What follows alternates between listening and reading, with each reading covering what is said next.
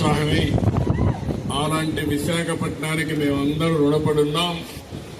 విశాఖపట్నాన్ని భవిష్యత్తులో నెంబర్ 1 సిటీగా తయారు చేసే బాధ్యత ఎన్డీఏ ప్రభుత్వం తీసుకుంటామని మరొకసారి అందరికీ విజ్ఞప్తి చేస్తున్నా. ఈరోజు మీరు చూస్తే ఒక నూతనమైనటువంటి కార్యక్రమానికి శ్రీకారం చుట్టాం. ఇది hop on and hop of bus.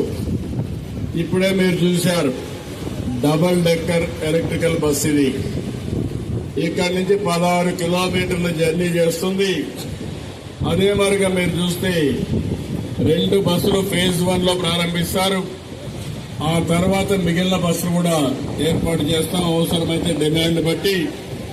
ఇది ఆర్కే బీచ్ నుంచి మీరు ఈ దారిలో పోతూ తోట్లకొండ, ఇంకొక పక్కన అనేకమైనటువంటి ప్లేస్, ఆర్కే బీచ్ కానీ, TU-142 కానీ, సబ్మెరైన్, సి హారియర్,